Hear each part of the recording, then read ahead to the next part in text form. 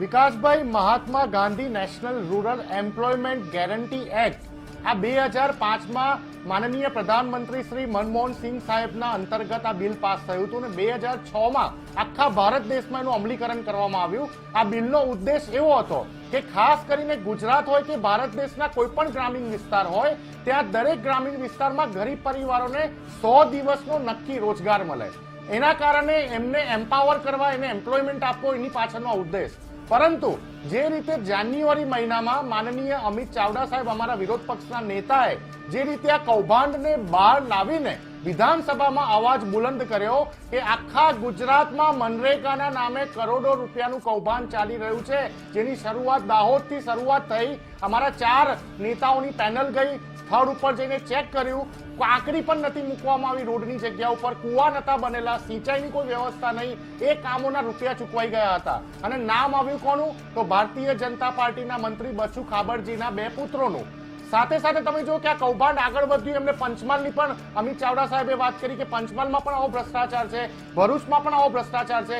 અમારા નેતા અમિત ચાવડાજીએ જ્યારે આ કૌભાંડને પર્દાફાશ કર્યો ત્યારે એવું તો નતા બોલ્યા વિકાસભાઈ કે આમાં કોઈ કોંગ્રેસના નેતાનો રોલ છે, કે આમાં કોઈ ભાજપના નેતાનો, કે આમાં કોઈ આમ આદમી પાર્ટીના નેતાનો રોલ છે। એમને તો સ્પષ્ટ સરકારને કીધેલું કે આ કૌભાંડમાં જે કોઈ વ્યક્તિ, કોઈ પણ પરિવારનો, કોઈ પણ સંસ્થાનો, કોઈ પણ રાજકીય પાર્ટીનો હોય એના ઉપર સખતમાં સખત પગલાં લેવા જરૂરી છે। હા, બિલકુલ હીરાભાઈ જોટવાનું નામ આવ્યું છે, કોંગ્રેસ પાર્ટી તરીકે અમે સ્વીકારીએ છીએ કે એમનું નામ આવ્યું છે, પરંતુ જે રીતે ભરૂચમાં એમના ઉપર FIR કરવામાં આવી છે એ પ્રમાણે દેખાય છે કે ભારતીય જનતા પાર્ટીના મંત્રીના દીકરાઓને બચાવવા અથવા ભારતીય જનતા પાર્ટીના અન્ય માથાઓના નામ નહીં, તમે કેવી રીતે કહી શકો? કારણ કે જેવા જ એમને જામીન મળ્યા પોલીસ બીજી ફરિયાદ પણ કરે છે ને તુરંત એમની ધરપકડ થાય છે। ભાજપ નેતાનો સવાલ પૂછી લઈશ, પરંતુ હીરાભાઈ જોટવા અને એમના દીકરાનું નામ સામે આવ્યું છે।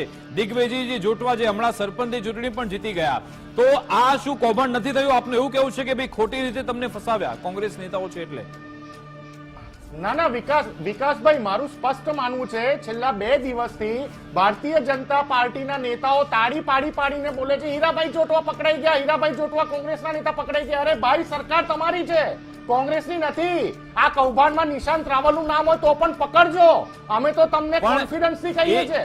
એ નગ્ન વાસ્તવિકતા તો બતાવે છે નિશાંતભાઈ, એક કડવી વાસ્તવિકતા તો બતાવે છે ને કે આમાં ભાજપ અને કોંગ્રેસ બેની મિલીભગત ચાલી રહી છે।